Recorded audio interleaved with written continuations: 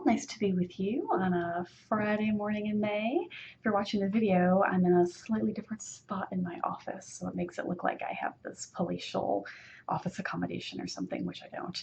But the light was bad over where I usually sit, so I adjusted things a little bit so that the video would look a little bit better. So today is May 12th, the day before the Feast of Our Lady of Fatima. So I'm finishing up the novena. Those of you who have been praying along, I hope that you've been enjoying the novena as much as I have. I look forward to May every year because of that feast and because of it being sacramental season. I just love that. We had First Communion at our parish this past weekend, and it was just really nice to see all of the kids all dressed up into just the way that our parish does it is that it's not a separate mass. That's the way it is where my kids go to school and where they make their sacraments, because that is a different parish. So they make their sacraments there since they're enrolled in the school, and they have a separate Saturday Mass for First Communion, whereas where we attend regularly on Sundays, it's just integrated into the Sunday 11 a.m. Mass that everybody else is also at. So it's pretty crowded, as you can imagine, but I do really like that model because the sacraments should be well integrated into the community. Obviously, that's still the case even when the First Eucharist Mass is on a different day because they're concerned about overcrowding due to the numbers. So I totally get it. But with our parish being a little bit smaller, it really works well. So this is a really nice time of year, isn't it? And speaking of that, I have my big exciting story to tell you all about. Going to meet with my friend Samantha for the very first time. So I'll give you all of the details, and that's really our topic for today. So, this culture that we live in now, where we meet people through social media and we've never actually met them in person, is so prevalent that it's a common thing.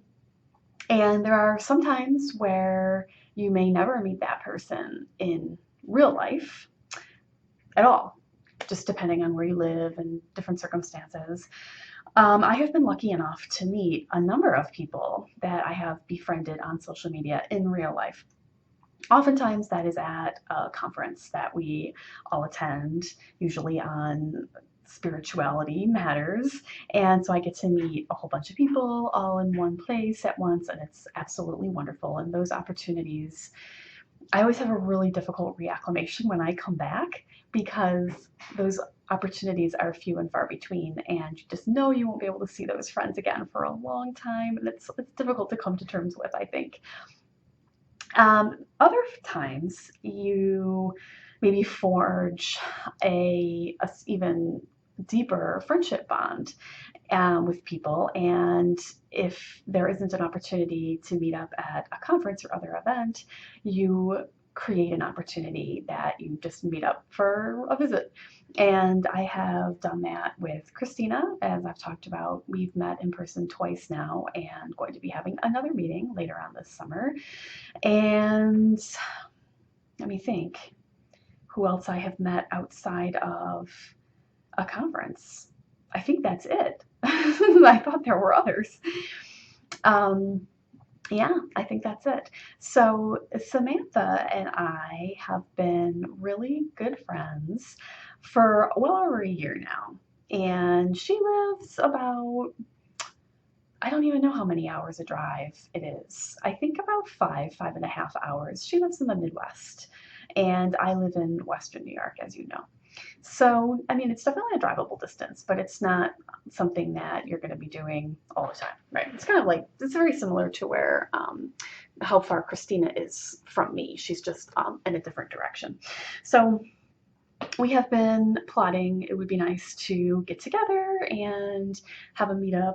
And so this past week, yesterday to be precise, she had to go to Toronto to pick up somebody from the airport. And where I live in Western New York I always thought it was an hour and a half, but it is a little bit longer than that. It's closer to 2 hours from where I live. And I thought that was a really good opportunity for us to meet up because that's not that bad. And she had to go there anyway. It was further for her, but she needed to go pick somebody up there anyway. And I thought, it took me an hour and 48 minutes or so. So not bad at all.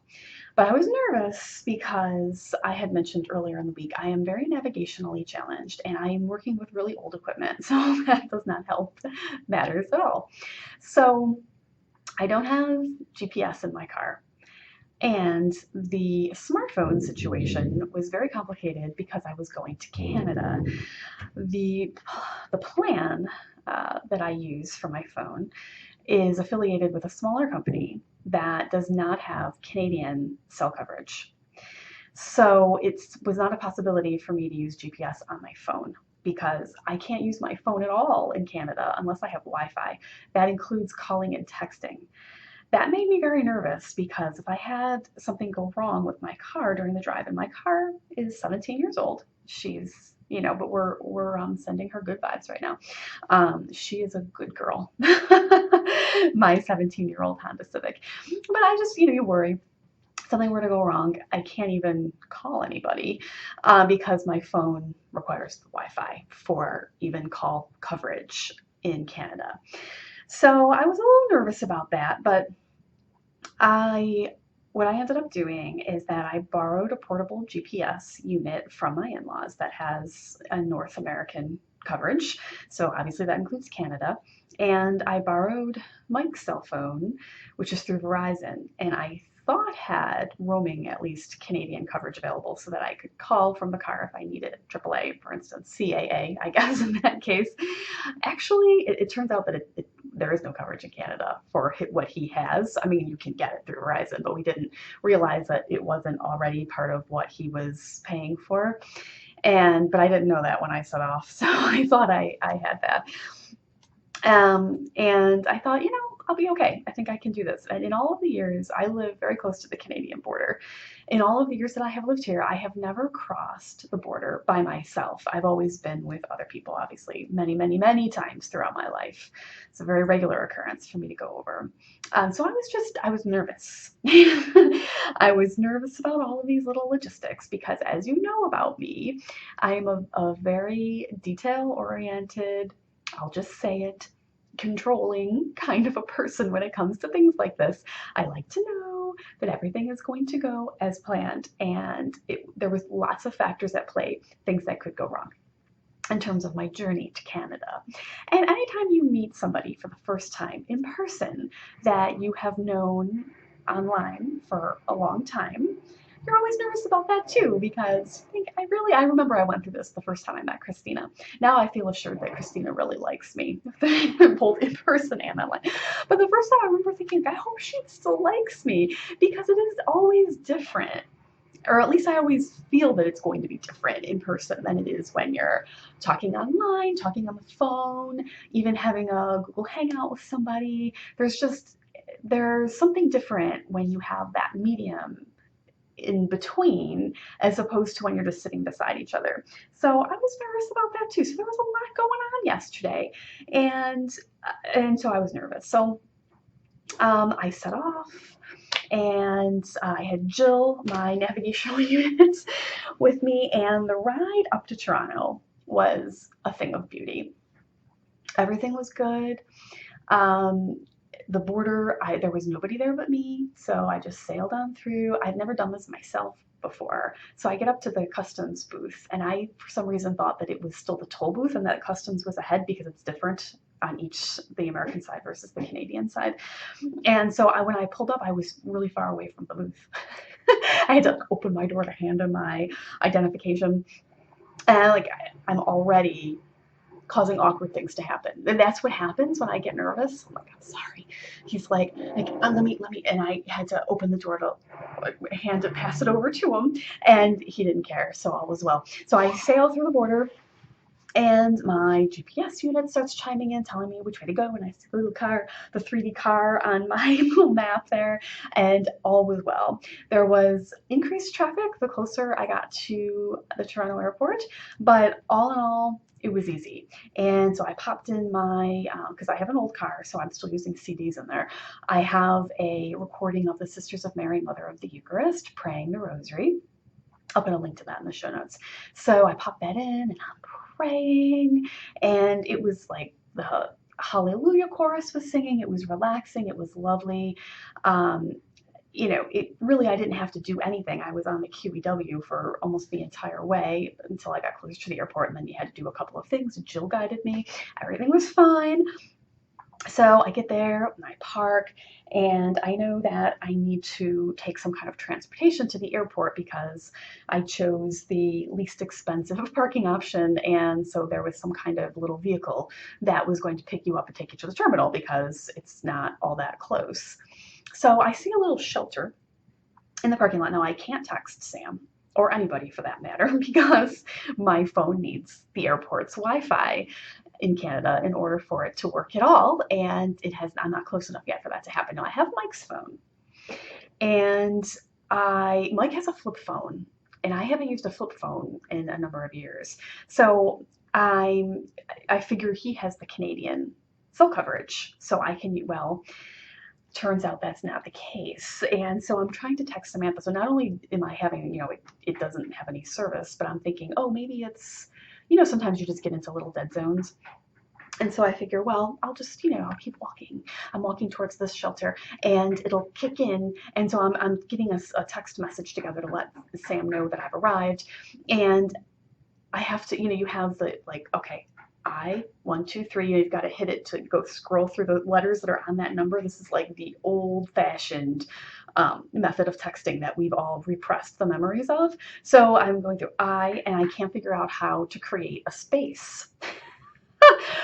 and so this took me a couple of minutes. Maybe if I hold this down, no. Maybe if I do, no. What if I just didn't use spaces? That would be ridiculous. So I finally figured out the spaces. I gave up on punctuation because I could find no commas or periods on there on the keyboard. And so I finally managed to get together, like, it's Tiff, just parked, no punctuation, no capitalization. I try to send it, and of course it won't send. And it says that it would send it when it had coverage again. And I started to get that feeling of foreboding, thinking, I hope that this is not a larger reaching problem than I thought. Of course it was. But at any rate, I had gotten to the little shelter and I'm waiting there and I'm all excited because now I've arrived. So I feel better that half of the journey is behind me. And now I'm just excited about meeting up with Sam. And I'm sitting there and all of a sudden I hear a whirring sound, and I look out of the shelter and up, and there's a monorail going by, a raised track. And I thought, oh. So I pull out my little paperwork from my bag, and sure enough, it's called a train link is the vehicle that takes me to the airport. That's what I needed to get. I don't know what those little shelters were for. Yeah, I don't know. So no bus was going to come pick me up. So I walked over to where the monorail originated. It was a little bit of a hike because the space that I found was pretty far back in the parking lot, and hopped on the monorail. I got into the airport. I still don't have any Wi-Fi. I still don't have any service on Mike's phone. So I get off the train and I walk into the airport proper, and then my phone starts to come alive. I'm like, I'm searching for the Wi-Fi. I'm really trying here. And I'm sure you all know, with airport Wi-Fi, there's a lot of demand on that bandwidth, and so it can be hard to have a consistent signal for any length of time. So I'm waiting on it, and I'm doing the verification process, and then finally, after what felt like forever, I start to get notifications on my phone, including a text message from Sam telling me that she's just arrived in the parking lot. But I was panicking before that happened because I'm thinking, I have no way of getting in touch with her because Mike's phone wasn't working, and if I don't have the Wi-Fi, we have gotten, by which I mean so spoiled by being able to be in touch with everybody all the time. I felt bereft when I realized that, like, the full impact of not being able to call or text anybody. I was just alone in the world out there, and that's not a good feeling. So it was a relief when I finally got the Wi-Fi signal. And so I'll go up to where we were planning to meet at the restaurant, which of course is Swiss Chalet. If I'm in Canada, I want to go to Swiss Chalet because I love it so much. So It's on the third level, so I go up there, and it's gigantic up there, just like all of the highways going up in Toronto are. All of a sudden, like, I'm driving, like, oh, I need to be right, I'm in the right lane, and all of a sudden, like, 3 lanes swoop up on the other side of me from some other connecting highway. I am from the small city, so when I'm in the big city, everything seems really big to me. So I go up there, and I'm like, oh wow, this is big up here. And so I'm walking, and I can't find the restaurant, and I'm also looking for the restrooms, and I can't find those either. There's signs, but they're pointing, and then I'm where I think they should be based upon the arrow. I'm not finding them. So I'm texting with Sam, thankfully at least.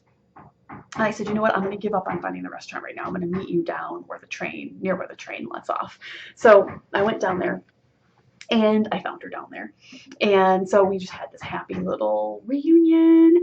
And Sam is, which I knew, but when you see it in person, it's very cute. She's very petite, and I am not. I'm taller, and so I felt like I was about 2 feet taller than her.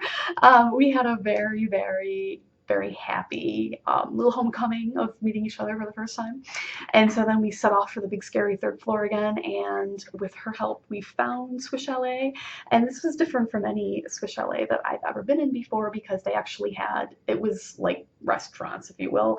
Usually out at the restaurant, at the airport, it's a counter where you order and just take out.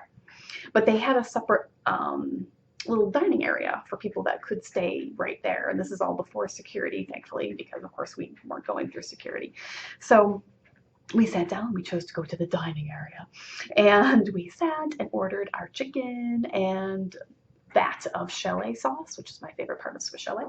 And we had a wonderful, wonderful conversation, a wonderful time. We lingered. After that, we walked down and got a cup of tea at the Tim Hortons. That's another Canadian staple. And took some photos, posted to social media, did all that meetup stuff that you do. So I'll include our picture in the show notes. And it was really lovely. It was really, really lovely. I had a wonderful time, and we had about, I guess, 3 hours, and then I had to start heading home because I wanted to try to escape before rush hour traffic hit coming out of Toronto. More on that in a moment. And Sam, of course, had to go and pick up her relatives that were flying in. And so I was very sad. It's how it always is in those meetups, that you're looking forward to something, and you have this wonderful time together, and you're always sad to say goodbye because it'll be a little while before you see each other again. So I was sad, and we parted. I got back to my car, I plugged in Jill, and got everything ready to go. I'm like, okay, I had such a good experience coming up. I was expecting it to be duplicated going back. Well, I immediately came out of the parking lot and went the wrong way, because the GPS is just telling you to make a turn onto a certain road, but you're not really oriented quite yet. I'm not really sure if that's the road that, at any rate. I thought that I was not quite at where the GPS was sort of starting me. I can't explain why I thought that, but that's what I thought. And so I turned, and it was the wrong way. And so she took me around.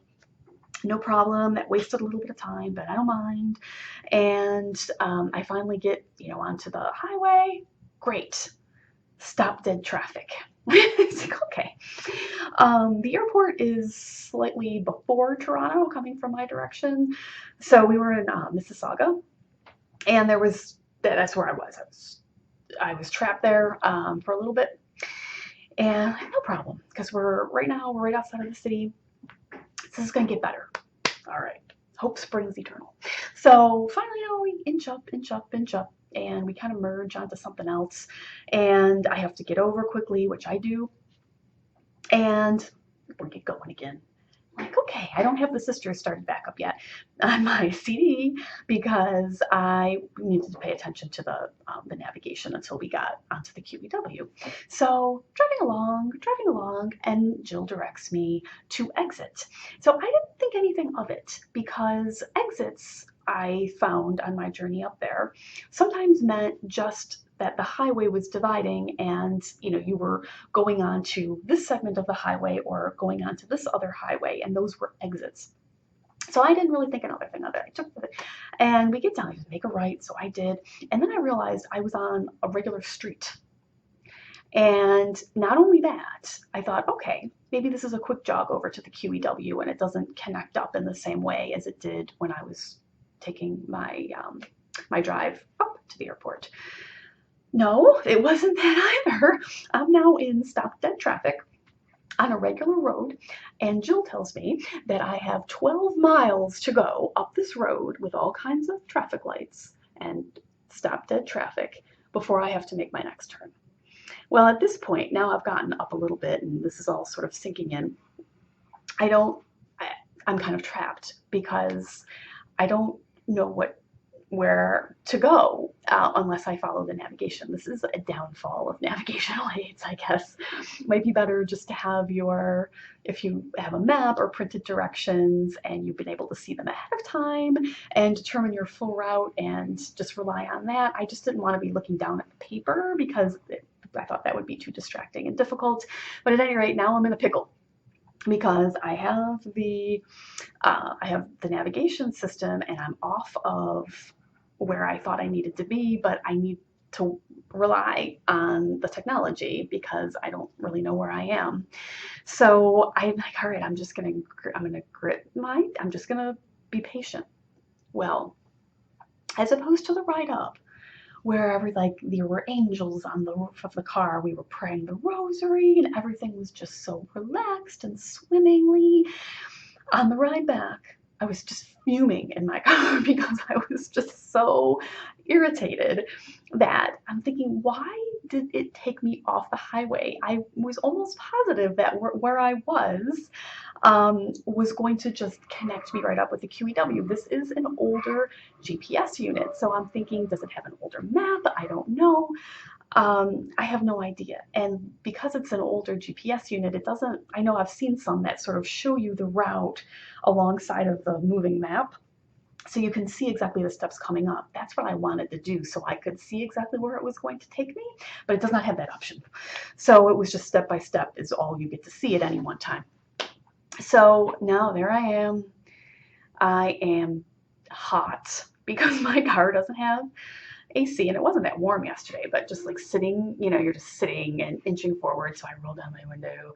So whereas there were angels on the top of my car going up, I've got like a forked tail coming out and a pitchfork out the window, and I'm hot, and I haven't turned the Rosary CD back on yet because I don't want to be distracted from the navigation yet until we get onto a little bit more smooth sailing. So that was the longest 12 miles of my life. It keeps moving my estimated time of arrival home back by minute by minute by minute. Pretty soon, my time went from getting home about 5:45 because I left the airport at 3:45. Let the record reflect. It moved my time from 5:45 up to 6:30. So I'm there, and I'm just trying to be patient. And it took for what felt like forever to get to the end of that 12 miles, and then we made a turn. And then it told me I had a couple more miles to go, 3 more miles to go, and then we were going to hook up with the QEW. That calmed me down a little bit because at least then I knew I'd be back on the highway, and I was not getting off the QEW until then I knew where I needed to go to get to the bridge where I wanted to cross. Navigation was not going to tell me otherwise, but it took forever to inch up to the on-ramp. And then I get on there, I sip my tea, I turn on the sisters, and the traffic comes to a dead stop. I am on the highway, so you have to look at the positive, but I was in more traffic there for a little while before we got through the city that we were kind of hanging out in right there and moved forward, and then it was a little bit better. It wasn't full speed the entire way, but we were moving. And when I got up to like St. Catharines, Ontario, I was so relieved because then I know where I am and I know how to get home from there, and I know that I'm close. So all was well. So I did get home, I crossed, and there was a wait at the border. Of course there was. So I waited at the border for maybe 15 minutes or so, 15, 20 minutes. Crossed, and I got home, and my legs were just killing me from being in the car. It wasn't that long. I guess it was 3 hours. But I was glad to get out and stretch my legs and be home. I was sad that our fun meetup had come to an end, but I had a wonderful time. I was very glad to see Mike and the kids and just enjoy the rest of the evening. Now, on Friday, I am back here at work, so that's a little bit of a bummer. But I'm looking forward to a fun weekend.